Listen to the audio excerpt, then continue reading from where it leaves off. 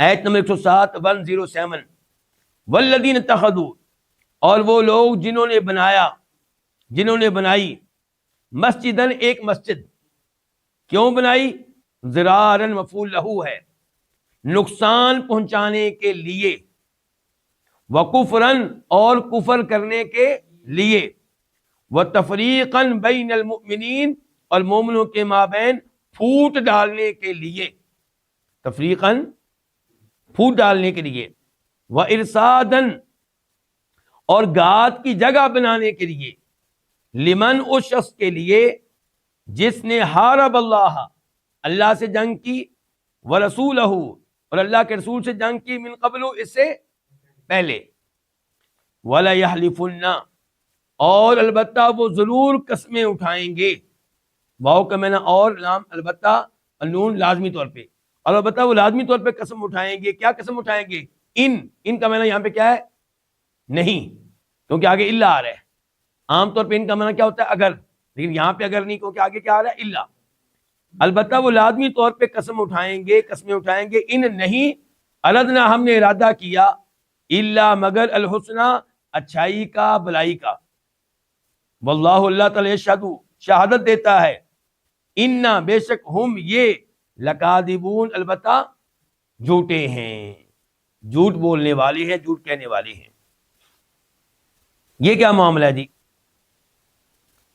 منافقین سمجھتے تھے کہ کلمہ ہم نے پڑھ لیا ہے اوپر اوپر سے، اب ہم ان مسلمانوں کے حکم میں ہیں، لیکن ظاہر کے اندر سے ہم مسلمان نہیں ہیں.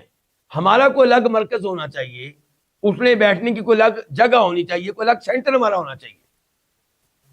اس کے لیے انہوں نے ایک مسجد بنائی، مسجد قباء کے قریب. اور اللہ تعالی نے کہا کہ مسجد بنانے کا مقصد کوئی اچھا نہیں تھا. مسجد بنانے کا مقصد کیا تھا؟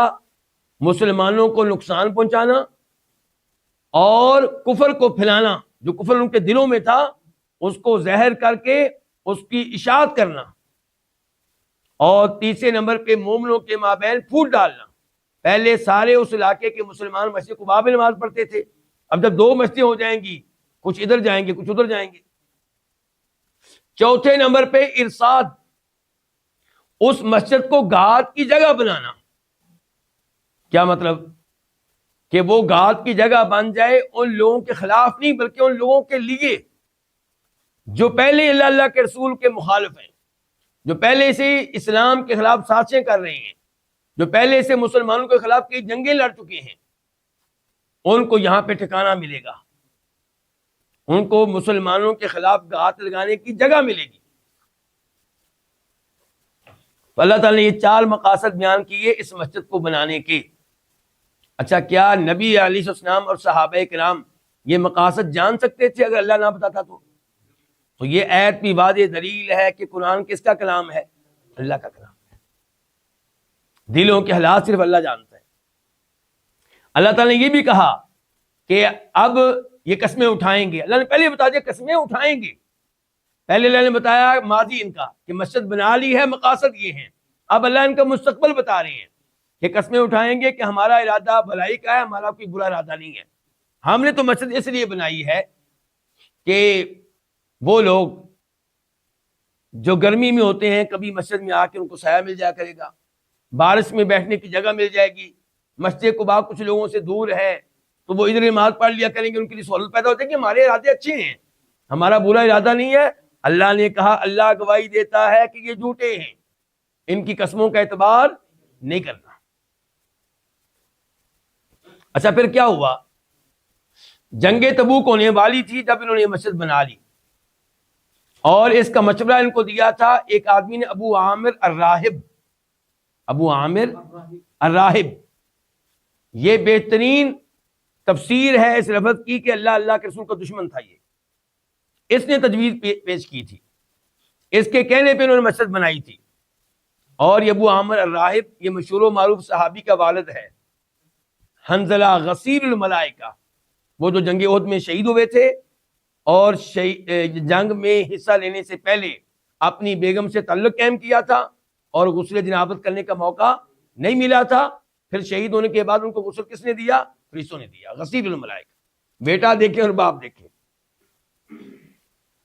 اچھا بتانا یہ چاہتا ہوں کہ اب ان لوگوں نے اللہ کے نبی سے رابطہ کیا علیہ السلام کہ اللہ کے نبی ہم نے مسجد بنائی ہے، تو ہم چاہتے ہیں کہ پہلی نماز اس میں آپ پڑھیں، افتتاح آپ کریں۔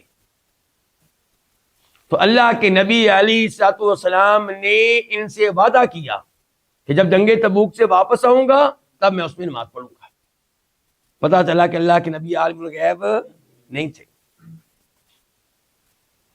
جب آپ علیہ السلام جنگ سے واپس آ رہے تھے تو راستے میں اللہ تعالیٰ نے آپ کو اس مسجد کی حقیقت کی خبر دے دی، تو پھر آپ کے حکم سے یہ مسجد گرا دی گئی، اس کو گرایا گیا ہے۔